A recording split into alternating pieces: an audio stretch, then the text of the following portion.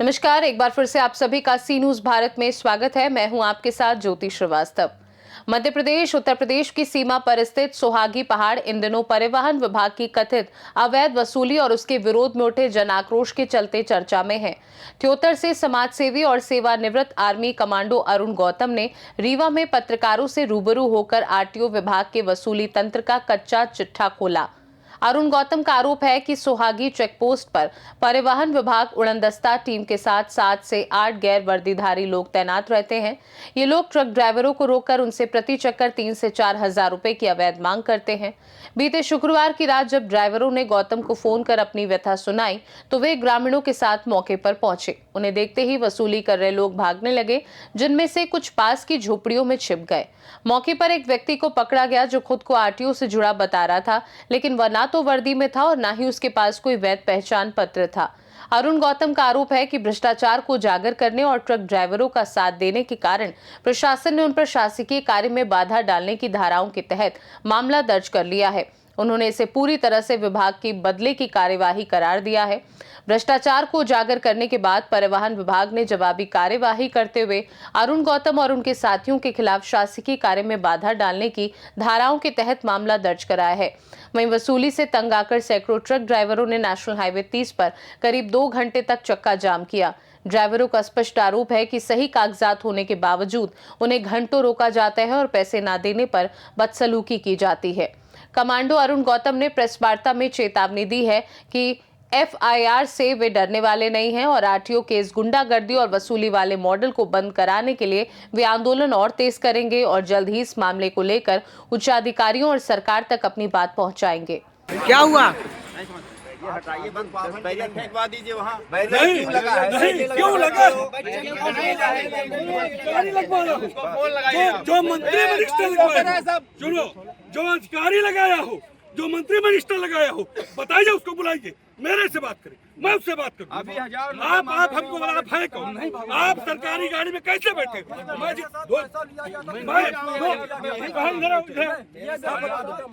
सुनो, नहीं मांगा, देख रखा नहीं ले रहा। कौन है आप? क्या नाम है आपका? क्या भाई, क्या हुआ? ये पैसा लेकर कौन है? उसको बुलाओ। अधिकारी, तुम्हारे अधिकारी को फोन करो। क्या हुआ? अधिकारी को क्या हुआ? बताओ। 1000 रुपए मांगा मेरे से। किस लिए? आंध्रा तेलंगाना सुन लो पहले, आंध्रा तेलंगाना 1000 रुपए लेते हैं निकलने के लिए। मैंने बोला सर 500 रुपए इन्होंने मांगा। कौन है? कौन है आप? क्या नाम है आपका? रमेश शर्मा नाम है हमारा। रमेश शर्मा। किस पद पे हैं आप यहाँ? हम ड्राइवर गाड़ी चलाते हैं। ड्राइवर किस बात के पैसे? मैं पैसे नहीं किसी से मांगा। बता तो रहा, इन्हीं ने मांगा पैसा। किसने अब कोई कहे कि हम पैसा देते हैं, पैसा किसी से नहीं मांगा हूँ। क्या हुआ भाई? क्या हुआ? ये भी ड्राइवर है। 300 मांगा गया, हमने 250 दिया, बोले वहाँ दे के आओ। तब तक ये साहब आ गए।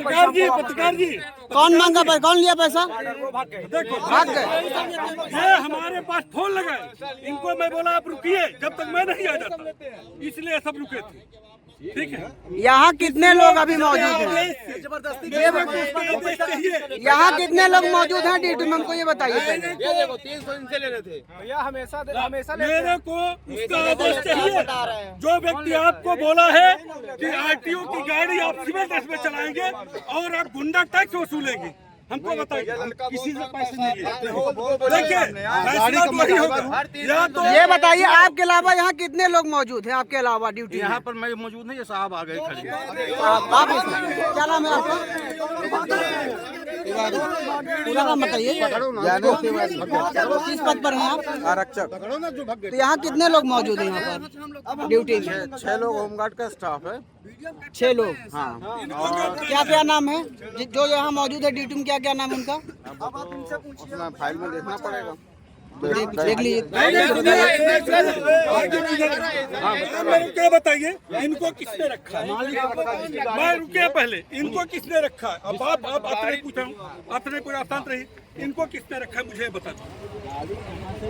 ये लगती है हाँ। गाड़ी, सरकारी गाड़ी, हाँ उसी की तरफ से आता नहीं तो क्या आरटीओ के नियम में सिविल का ड्राइवर लागू है?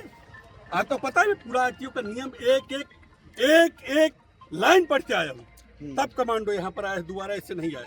और 1000 रुपए मांग रहे और 1000 रुपए कहाँ गया लड़का? इधर आओ, पैसे नहीं मांग रहे 1000 बुलाओ उसको, बुलाओ उसको।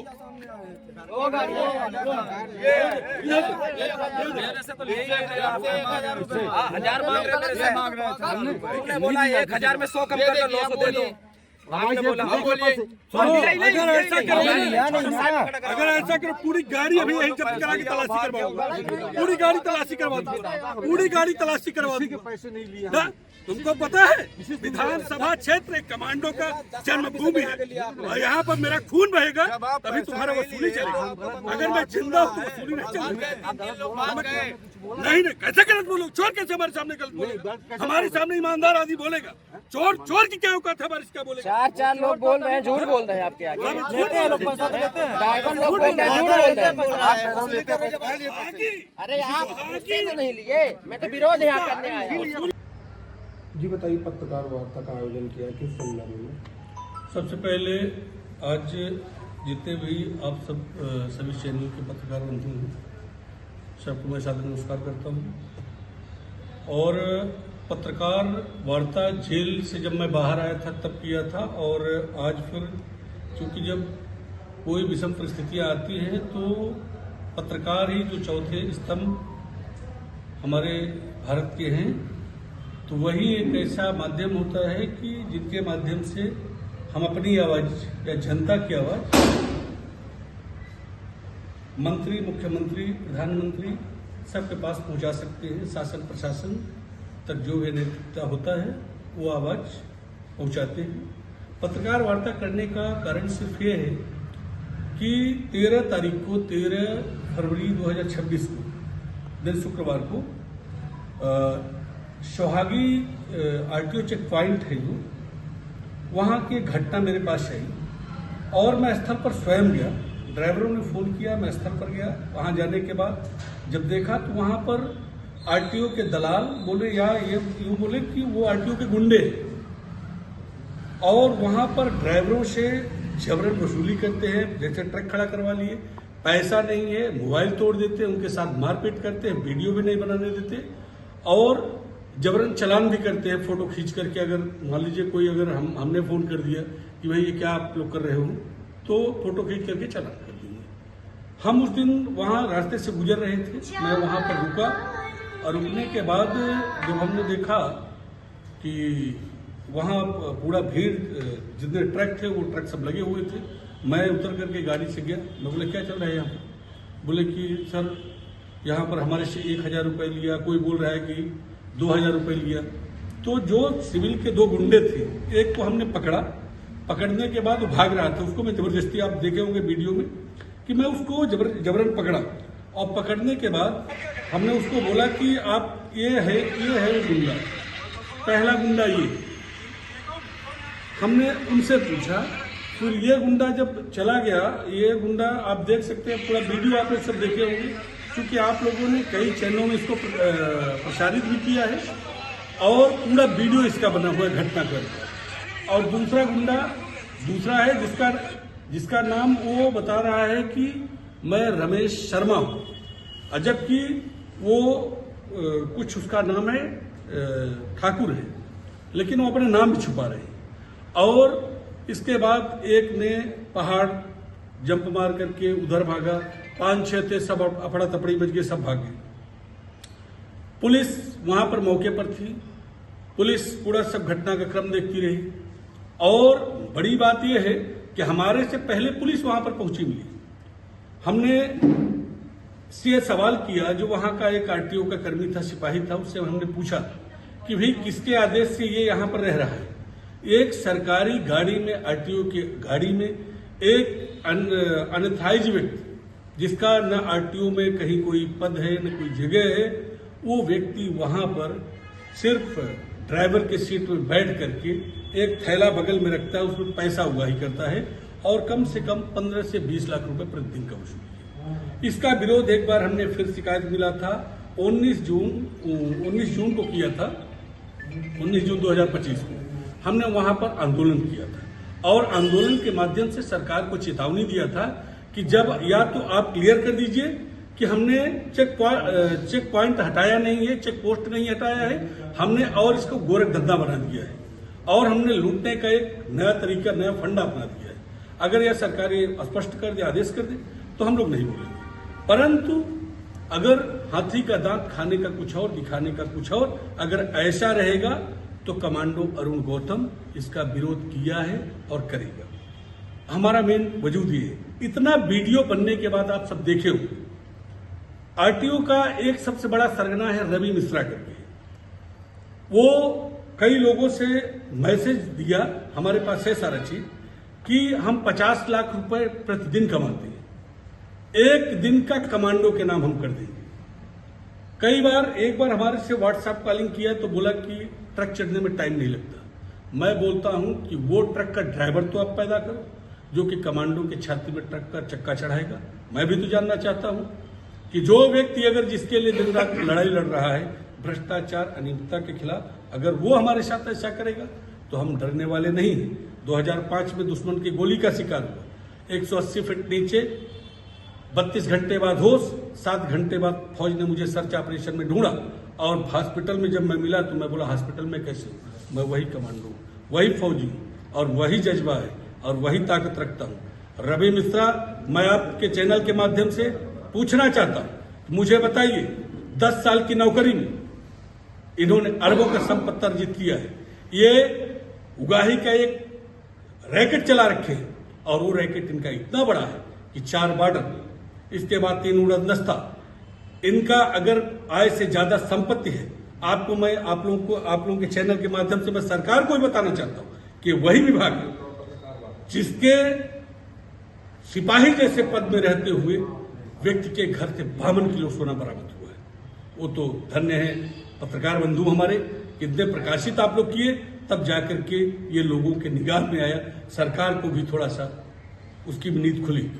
और एक टीएसआई है, अरबों से ज्यादा संपत्ति है, गढ़, यही रीवा जिला गढ़ का रहने वाला है। ये सस्पेंड किस बात को लेकर के है, किस लिए इसको सस्पेंड किया गया है? सस्पेंड इसलिए किया गया है कि सिर्फ आप आड़ में रह करके और रैकेट अपना चलाते रहो। हमको बता दीजिए कि कौन से संविधान में, कौन से आपके कानून में यह चीज लिखा है कि आरटीओ प्राइवेट आदमी को रख करके ट्रक ड्राइवरों का खून निकाल करके उसको बाजार में बिक्री करेगा, अपना जेब भरेगा, अपना तिजोरी भरेगा। और जो व्यक्ति एक भ्रष्टाचार के खिलाफ आवाज उठाएगा, मेरे ऊपर 353 का मुकदमा कायम कराया आरटीओ ने। आईपीएस पदस्थ है तोथर में एसटीओपी, आईपीएस ने क्या उसको संज्ञान लिए? जब लोगों को अगर आईएएस, आईपीएस, आईएफएस से भरोसा हट जाएगा तो लोग क्या करेंगे? हमको बताइए। इस लोकतंत्र का क्या होगा? इस समाज का क्या होगा? इस देश का क्या होगा? ये बड़ा गंभीर विषय है। मैं शासन प्रशासन को फिर आगाह करना चाहता हूं, बताना चाहता हूं कि क्या कलेक्टर को यह बात नहीं पता है? पूरे मध्य प्रदेश में उगाही का रैकेट चल रहा है। रीवा, यहां से अभी आप चले जाइए, आप लोग सब अपना अपना कैमरा घुमाइए, यहां से लेकर के सोहागी और हनुमाना तक इनका एक सेकंड के लिए नहीं हटते, 1 सेकंड के लिए। अभी हमारे एक भाई हैं, इनसे 30,000 रुपए मांग रहा है, बैठे हैं, ड्राइवर है, आपका गाड़ी पूरा फुल, उसका फिटनेस, जितना भी दस्तावेज है, अंडर लोड, सारा चीज है, और कितना मांग रहे हैं आपसे? 30,000 रुपए मांग रहे हैं। अब बोल रहे हैं कि जिसको बताना है बता दो, गाड़ी नहीं जाएगी। ये हाल है आप लोगों का। मैं ध्यान से और भी आकर्षित कराना चाहता हूं कि रवि मिश्रा टीएसआई का, इनके संपत्ति का जांच सरकार क्यों नहीं कर रही है? क्या चाहती है कि 52 किलो, 152 किलो सोना जब इनके यहां से मिलेगा तब वो जांच करेगी? एक टीएसआई कौन से इतना बड़ा पद होता है? मैं तो समझता हूं कि अगर इनके संपत्ति का जांच करा लिया जाए तो शायद मुख्यमंत्री महोदय का संपत्ति कम पड़ जाएगा, शायद डिप्टी सीएम राजेंद्र शुक्ला जी का संपत्ति कम पड़ जाएगा। ये गंभीर विषय है, इसको क्यों दबाया जा रहा है? दूसरा चीज, हमको कई धमकियां मिल रही हैं, मैं आपके चैनल के माध्यम से बताना चाहता हूं, मैं वो व्यक्ति नहीं हूं कि आपके धमकी से डर जाऊं। ये सीना वो नहीं है कि जिसमें आपकी गोली का प्रवेश होगा। ये सीना वो नहीं है जिसमें ट्रक का चक्का चढ़ेगा। मैं मैदान जंग में जन्म लिया हूं और बिस्तर में नहीं मरूंगा। जब भी मेरी मृत्यु होगी तो मैदान में होगी। तकलीफ है कि भ्रष्टाचार के खिलाफ आवाज उठाने वाला भी दर की ठोकर खाए। भ्रष्टाचार के खिलाफ कौन बोलेगा? कमांडो जैसे व्यक्ति अगर हार मान लिया, ट्रक ड्राइवर को क्या हिम्मत है, कैसे बोलेगा? आज पूरे ट्रक ड्राइवर अपने साथ है, पूरा यूनियन अपने साथ है और हम संघर्ष करेंगे। या तो रवि मिश्रा के भ्रष्टाचार में ताकत होगा तो मुझे जेल में डलवा देगा, ट्रक से कुचलवा देगा, गोली मरवा देगा, और यदि मेरे ईमानदारी में ताकत हो तो इनको सलाखों के पीछे में भिजवा करके तब शासन। क्या लगता है रवि मिश्रा को किसका संरक्षण प्राप्त हो सकता है? रवि मिश्रा का अब कोई कांग्रेस की सरकार तो है नहीं, न तो सपा बसपा की सरकार है मध्य प्रदेश में, और हमारे हिंदुस्तान में भारतीय जनता पार्टी की सरकार है। तो अगर हमने भ्रष्टाचारी को पकड़ा, अब पकड़ने के बाद पुलिस के हैंडओवर किया, 14 तारीख को तहरीर सोहागी थाने में ले जाके दिया, 1 बजे से लेकर के लगभग 1 बजे से लेकर 4 बजे तक मैं थाने में बैठा रहा। अब मेरे तहरीर में कोई FIR नहीं। आज हमने उसको बाई पोस्ट भेजा है। और जो व्यक्ति फोन में सारा काम हो रहा है और पूछा जा रहा है कि कौन कौन सा शब्द लिखूं कि 353 लग जाए, वीडियो तो साक्ष्य है कि उसमें चोर को हमने पकड़ा, पुलिस के हैंडओवर किया। अब बोल रहे हैं कि गाड़ी अपने मर्जी से निकलवा दी। गाड़ी मैंने निकलवाया कि पुलिस ने निकलवाया? हम तो वहां पर शासन का मदद करने गए थे। भाई हमारे को सूचना मिली, मैं तो सरकार का मदद कर रहा था कि आपका बदनामी आपका विभाग स्वयं करा रहा है, आपका बदनामी रवि मिश्रा स्वयं करा रहे हैं। वहां पर तो अंकित गुप्ता क्या करके है, कुछ नाम पर वो है, और काम किसी और का चल रहा है, नाम उनका है अंकुर गुप्ता का, और काम किसी और का चल रहा है।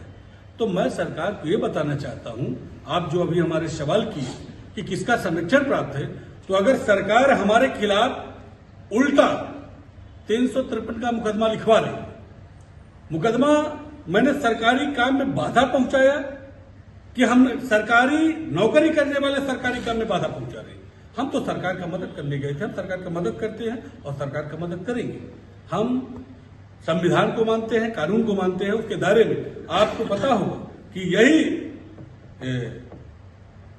RTO चेक पोस्ट वाले जब मुख्यमंत्री महोदय चौथर में गए थे, एक दिन पहले से अपना हट करके वहां से पेंट डेंट सारा चीज करके और सब बैरिकेटिंग हटा करके और वहां से चले गए थे।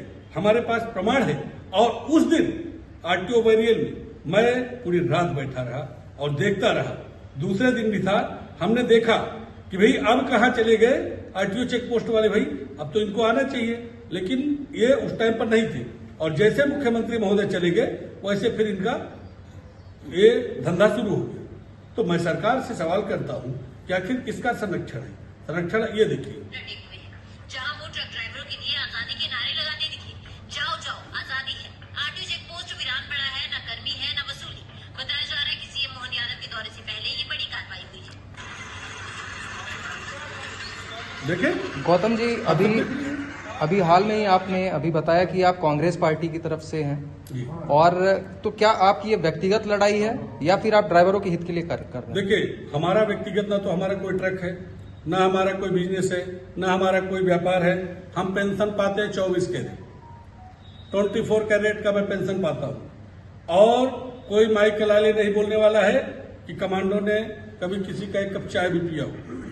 मैं ईमानदार हूं, ईमानदारी से लड़ता हूं। हमारा जिगर जो इतना हमारे पास जिगरा दिया है प्रभु ने, तो ये हमारी ईमानदारी का जिगरा है और उसके लिए मैं लड़ता हूं। पार्टी अगर माने तो पार्टी का सिपाही हुई, तो पार्टी का सिपाही हूं, तो पार्टी भी सहयोग कर रही है, पार्टी का भी संरक्षण मिल रहा है। क्योंकि आप देश किस तरीके से विरोध हो रहा है, सड़कों पर भी घटनाएं हो रही है और समाचार भी प्रकाशन हो रहे लगातार, पर RTO के ऊपर आज तक कोई कार्रवाई नहीं हो रही, कोई एक्शन नहीं हो रहा, क्या लगता है आपको?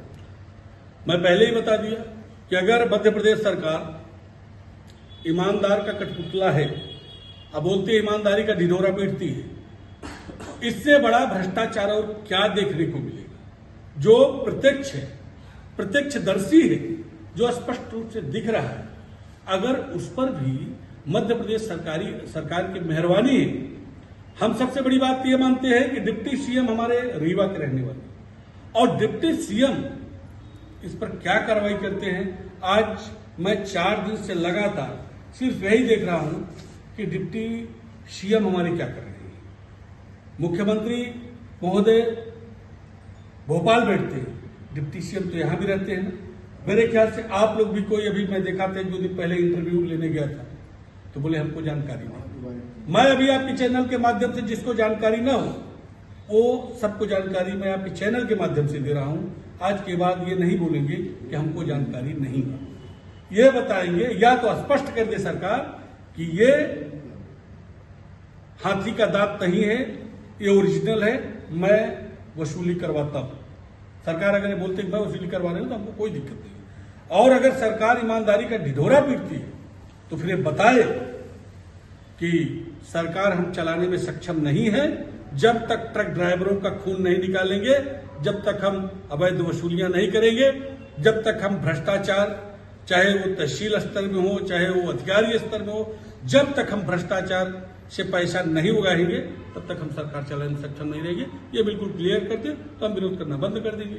और नहीं तो आप सही बोल रहे हैं कि इतने आप लोग सब चैनल में चलाते हैं, सबको दिखा रहे हैं, और फिर भी अगर कोई इसमें लगाम नहीं है तो जाहिर सी बात है कि मध्य प्रदेश सरकार का संरक्षण प्राप्त है। एफआईआर के बाद पुलिस ने पूछताछ भी की है क्या? हमारे से पुलिस ने पूछताछ की, अभी हमारे एफआईआर को उन्होंने साइड में अपलोड भी नहीं किया। रीवा से सीनू संवाददाता अर्जुन तिवारी की रिपोर्ट। फिलहाल के लिए खास रिपोर्ट में बस इतना ही। देश दुनिया की बाकी खबरों को जानने के लिए देखते रहिए सी न्यूज़ भारत।